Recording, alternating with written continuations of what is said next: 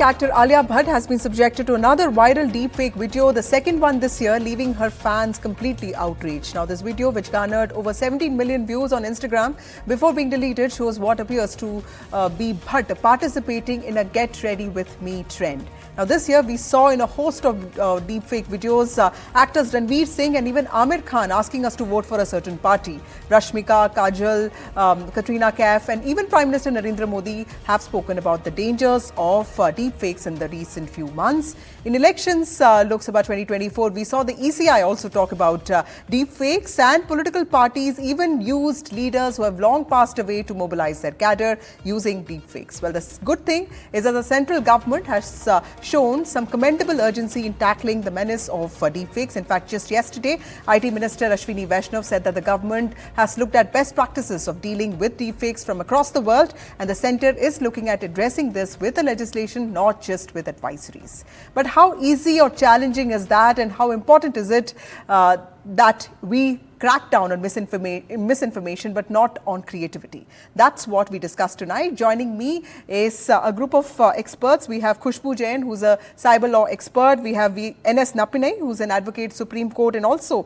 founder of Cyber Sathi Foundation. And we also have Jitin Jain, who is also a cyber security expert. To you, Napinai, how do you see the, I understand that, there are, you'll have to explain to me if there are actually rules or guidelines for using AI to create synthetic media like deepfakes or similar content. Because what I understand is that as of now, there is no law that prohibits the use of generative AI or deepfakes. But of course, there are provisions within the IT Act. Then we also have the IPC, which has now become the Bharatiya Nyaya Samhita. Then there are these IT rules. So clearly, for somebody like, a common person or even me, it looks like a lot of laws. How can these regulations be overlapped? It just looks like too many laws right now.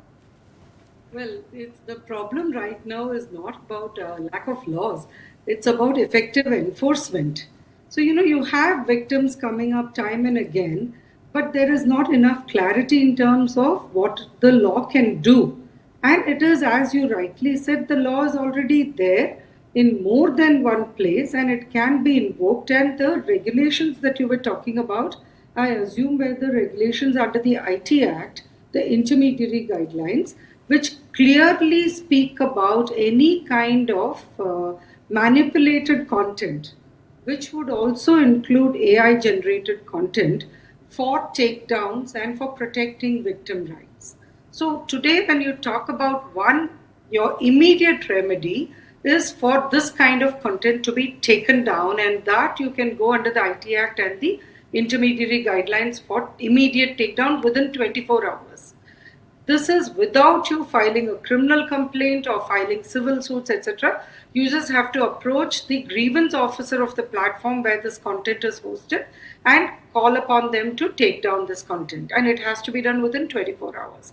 Apart from this, if you want to prosecute somebody for creating content which could be also sexually explicit and therefore harm the reputation and dignity of the victim, then you can move under IT provisions. And of course, as you rightly said, you have the new provisions under Bharatiya Nyaya Samhita too. So there is no doubt of law. But how many times do you see these laws coming into effect and being available for victims? So again, you've heard me say this many times, Vasudha, I'll repeat myself here again. People have to go forward. They have to seek their remedies. They have to make the system work for them. They will face trouble, because every time you go with cases like this, the first question that will be asked is, are you sure this is not you? Right. So it's really important for victims to know that they are not at fault. They cannot be questioned with respect to this. Even if it is their own imagery, they have a right to seek takedowns. Right. So that's very important. Khushbu, there is, of course, when I talk to Métis guys, their approach seems to also have an attempt to stop dissemination, something that Napinai was also pointing out. But there's also talk about incentivizing early reporting, penalizing the delay in addressing complaints, and taking down deepfakes. But more importantly, restricting avenues that create deepfakes. Now, tell us how important are all these steps, because often it looks like there could be people who could be sharing deepfakes without actually knowing that these are deepfakes. So there's no point going after them, isn't it?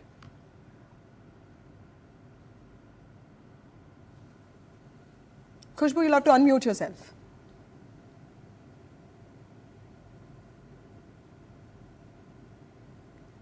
Okay, we'll try and get Khushbu. Jitin, would you like to respond to that? Look, Vasudha, it's a multi-front problem. There is no quick fix solution. See, what currently MeetY is trying to do, instead of a dedicated IT law or a law specific to AI, we are trying to find law provisions within the existing law and trying to over-interpret them to deal with this menace. Now, this is as good as cooking a dinner with a candle instead of LPG gas. Theoretically, it is possible if you put thousands of candles, but this is not a permanent solution. This is at best a temporary approach. So what you need is a comprehensive AI law to deal with this menace. So you can fight deepfakes by a pro-pronged approach. First is the technology. Today, you do not have technology to detect a differentiate between authentic or synthetic media. The second generation deepfakes, which are created using deep learning models and this generative AI, it is almost impossible to distinguish, even with a machine or an AI algorithm, whether it is a deepfake or a real video. So there is an absence of technology, and that is the reasons most of these platforms are not able to detect the deepfake platforms. They're not able to label it. They're not able to take it down. So detection itself is a problem, which is the more first requirement of technology. This is where it falls apart in the absence of technology. Now, second is the policy, lawmaking. See, we have always, governments across the world have always lagged behind the technology. They have always tried to catch up. They've looked at the problems and then do a catch up by making, amendments in the law. This problem cannot be fixed by amending IT rules or trying to, interpret provisions of a law in a different place. I think you need a dedicated, comprehensive Digital India Act, which can deal with the regulation of artificial intelligence, transfer of technology, usage of technology, and all these problems. Then, using machine-generated labels, watermarks at the origins, so that the media could be tracked. All those problems could be solved when you have a very comprehensive and very clearly defined and coded law. Now, third, in the absence of these two, we are left with two options. First is the public awareness. You must go for a massive, mass awareness campaign that these generative models could be used for disinformation, reputation harms, revenge videos, creating instabilities among societies, creating riots. The more you make people believe that this old saying that seeing is believing, or one photo speak more than 1,000 words, do not hold any true anymore. You have to, inculcate a culture in the people to understand that seeing is not believing, and do not believe anything, even if you see it, till you verify. Now, fourth, the final solution, I think currently in this state of affairs, would be the cybersecurity approach we take, which is zero trust model. Do not trust anything unless and until you are able to cross-verify from multiple resources. So, for example, suppose if you see a video online of a person doing an act, taking a bribe or something, do not believe it unless and until you see it on a couple of mainstream news channels or a reputed newspaper. Go for a credible source where you are able to cross-verify it. Till you are able to cross-verify it, no matter how much genuine it looks, no matter how original, real it looks, don't believe it. Right. Right, that's very important. Jitin is talking about detection. Khushbu would help us understand. See, many experts that I spoke with also spoke about source tracing, and they say that that is very important to understand how fake news is being spread, and it's important to identify the perpetrator rather than, like I said, people who may spread information believing that the content shared is actually true. But, there's also this question of proving the malified intent of an individual, something that Napinai also touched upon. When one gets into evidence or investigation, what are the challenges when it comes to deepfakes? The challenges that come is the whole technology talks about non-transparency over here. You and me can create a video and put it across, and it can go viral. Now, to understand or to reach the person, one, and the second, that one who was party to it, or how one has created it. That's where I think whole concept which we were talking and countries across globe are talking about watermarking or labeling. That this content is created, and this is the platform or the tool or the technology which has been from where this content was being created, to utilize it. Because tomorrow also the problem would be the consent aspect. So much of your content is online, but the purpose is not there, and the consent for that is something which is something which will play a very important role. So that consent aspect has to come up, which you are seeing it in Online Safety Act, which has been introduced by which is in the process of introduced by UK, which is in a way talking about the same thing, that anything which you put it across, even creation itself would be a problem. So when you talk about creation evidence, it will play a very important role, because today that that aspect of not knowing that how somebody has created and who has created it with what platform and what evidences I have to collect for that is where the challenge would come tomorrow. So I think the whole aspect when it comes to consent, a proper consent when it comes to taking of a utilizing of any kind of picture or a video for creating such video is something which one has to look into in a different angle altogether. And all these technologies have to be made sure that if you're existing in a country like India or any other countries, everybody have to come together. And if you're existing, these are the same way KYC which is there, or some kind of aspect when it comes to if I'm opening up a account at your platform and creating a picture, I have a proper consent of, let's say, utilizing Vasudha's picture, and I want to create some video or a voice or a picture for that matter. But I have created to reach to me, I need to have a KYC done, so that tomorrow when law enforcement agency has to reach and gather some evidence, these are the platforms which can provide evidence back over there. Right. Napine, just last December, we saw MeitY issue an advisory to all intermediaries to adopt due diligence measures to ensure compliance with the IT rules. But, the minister yesterday made it very clear that advisories, not just advisories, we're also looking at legislation here. What are the best practices across the world, to understand how countries have dealt with the problem of deepfakes? Yeah, that's very crucial what you just asked. So we have a lot of precedents which we can utilize.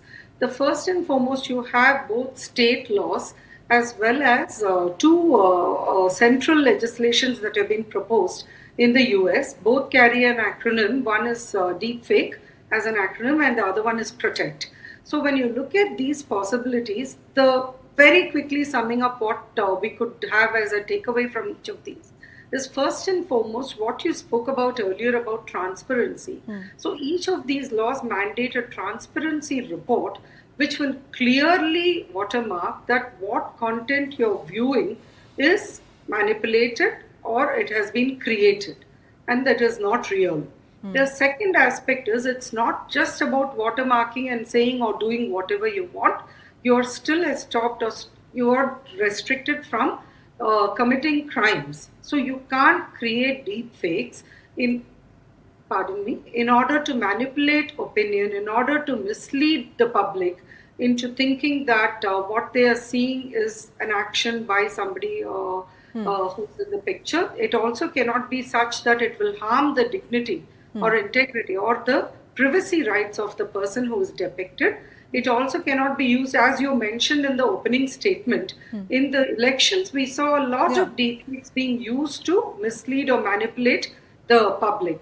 So you cannot use it for that. And so when you're talking about a legislation, and I'm totally in agreement with Jitin that yes, we need a legislation. But do we need a capture all? Do we now have to sit and wait for all or nothing with respect to AI?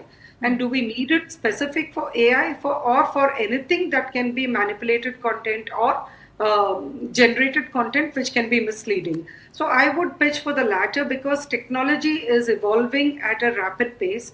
Law is glacial. It takes a lot of time for you to move from even a drafting platform to consultation to passing the law. So we can't have technology specific laws. It has to be technology agnostic and dynamic enough to capture these kind of evolving forms of committing wrongs or crimes. Right. So we need to know what we need today. How can we bring it into? That's why I specified the emphasis on existing laws, because we can't wait for 2 years for us to get our remedies. Yes. We need to find our remedies today, and we also have to see how we can find remedies going forward. Right. And for that, we have enough precedents which we can go with.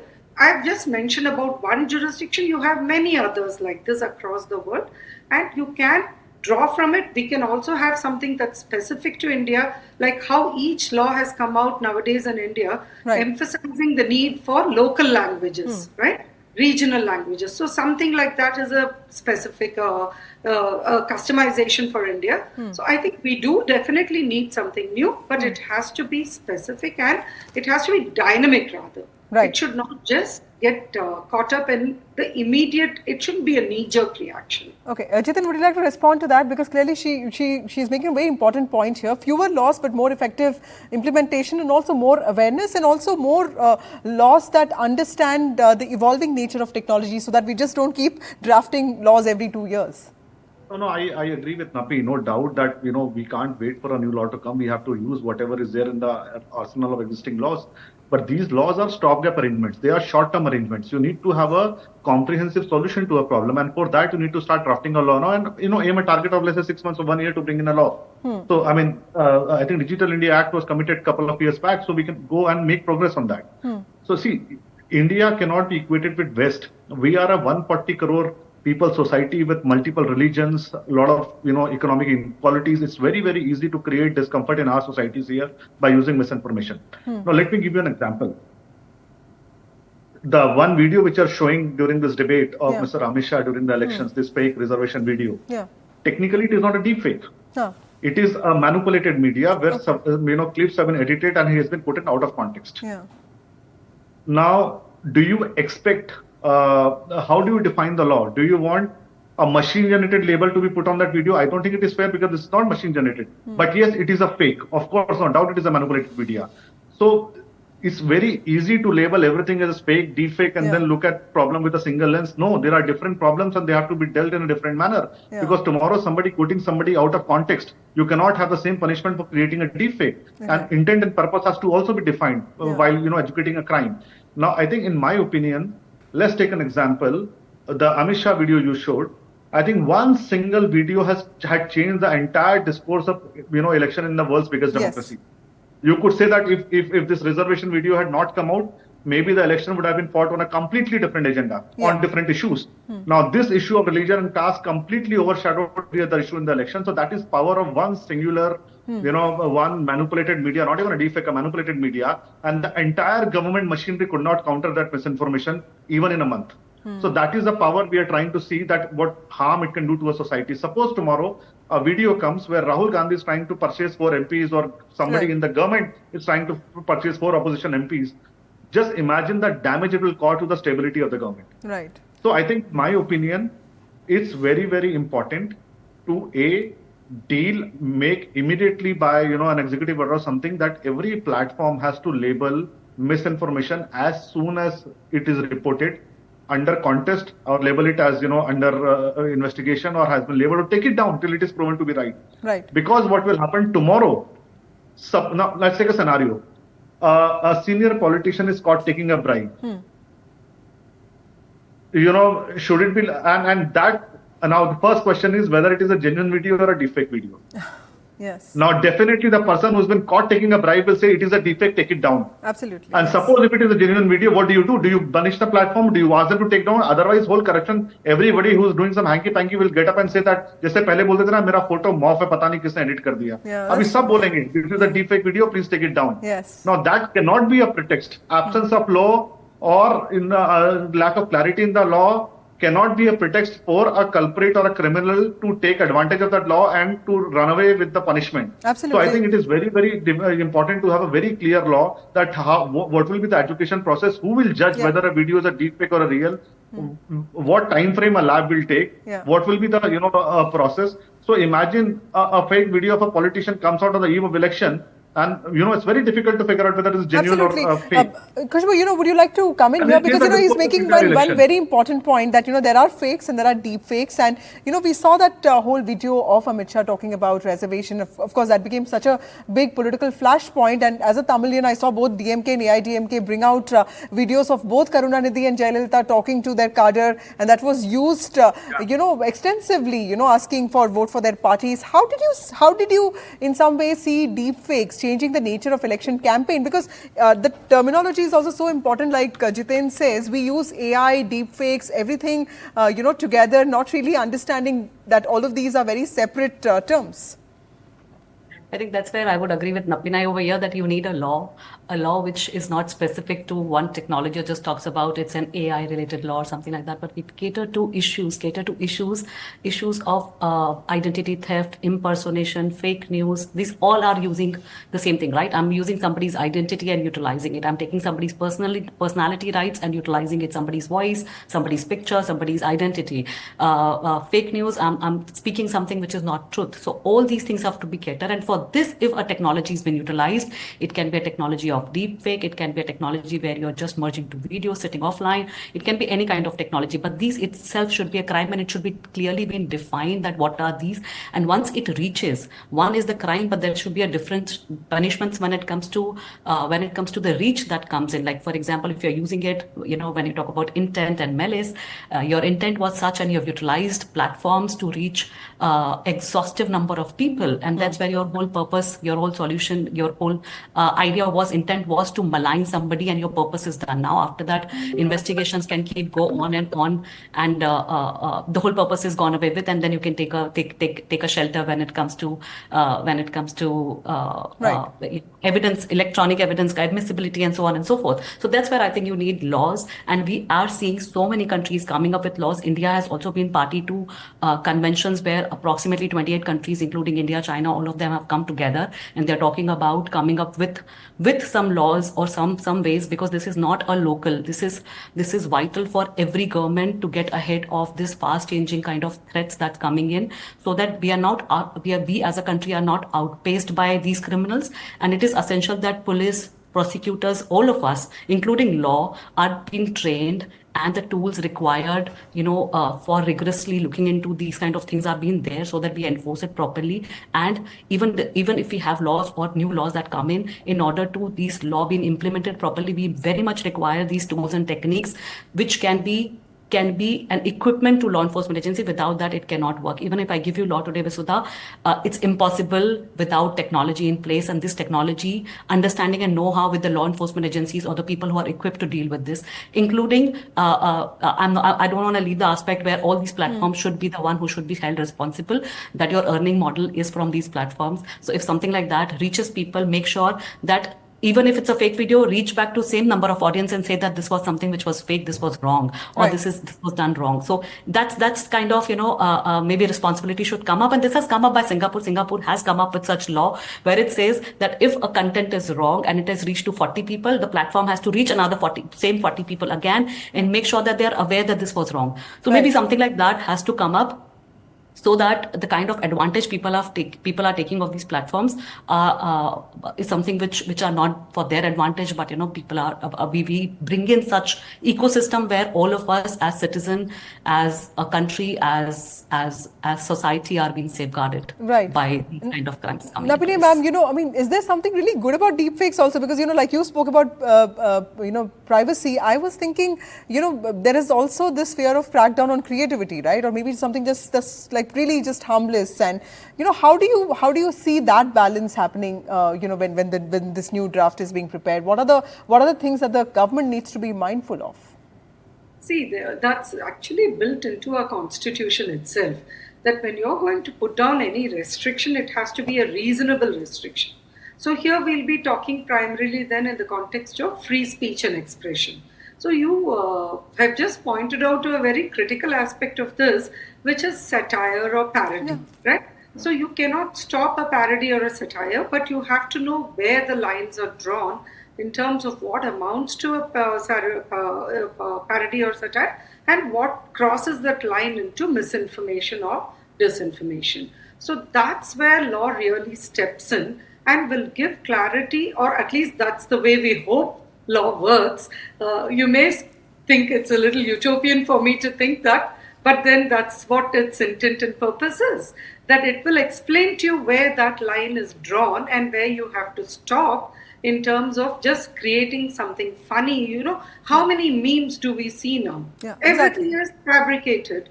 But do we then call it as a crime? We don't, right? We just look at it, laugh, and move forward. So that's where that thin line is drawn in terms of what amounts to a comic relief, what amounts to exercising your right of free speech or expression, and where it violates somebody else's right. Right. So, Last actually, word from you, Jitin. early- Yes. Yes, ma'am. Early days of alpha of the plow, if you remember, your hand only extends up to the other person's nose. Right. It can't go beyond that. You can't touch the neighbor's nose. So we'll have to learn. We are all practical people, so we know where those lines are drawn, but we think we can get away with crossing the line, and that's why law needs to show its effectiveness, that if you cross that line, you will be prosecuted. Okay. Jitin, closing remarks from you, as in what needs to I be the agree, government's Vasudha. agenda when it prepares a draft to handle, to address something like deepfakes? I think we'll have to see that, absence of law, instead of absence of law, execution of a law will be a bigger problem. And I can give you an example. Multiple videos of the anchors of your channel, your sister channels like Zee Business or CNBC, are all floating around on social media giving investment advices in different share companies. Yes. Now, I'll give you a very interesting example. Mr. Anil Singhvi's video was floating around giving investment advices. His office, he himself, his channel wrote to Meta that please take it down, it's a deepfake video, and they didn't. And they're still reviewing it even after 2 weeks. So I think this whole 24-hour business goes for a toss when there is an absolute lack of intent and lack of fear and lack of punishment by these platforms. Right. And second question, I think, we want to leave everyone with, it's very good to slam AI left, right, and center. But there is so much good this has done. So I'm sitting in Dubai. This year there was a COP28 summit here in UAE. Yes. And the inaugural address was given by, His Excellency Sheikh Zayed, who died many years ago. His virtual avatar in immersive reality gave the opening remarks. And just, a completely live-to-life figure in an immersive reality giving an opening lecture. There's so many companies which are trying to bring memories of dead to alive by creating artificial generated videos of them talking to their families to heal wounds, provide memories. So I think there is so much good which is happening around. So, while we make the law, we must also make sure that the intent should be very clear that we have to stop the misuse of law. At the same time, we must ensure that creativity does not get lost in the lawmaking. Yes, thank you, Khushbu. Thank you, Jiten Jain, and thank you, Napinai, for joining us on this show. Several broader questions that our panelists have raised. Do we need laws to stop the misuse of technology? What are the key challenges for regulators and also legislators? What are the limitations, and to what extent can specific laws help in countering deepfakes? We'll continue bringing all views and counter views on that. The biggest change I feel that deepfakes have introduced is not about the nature of information, but also in our capacity to trust our own judgment, which is why this is important to be discussed. Time for a short break. More news and updates on the other side.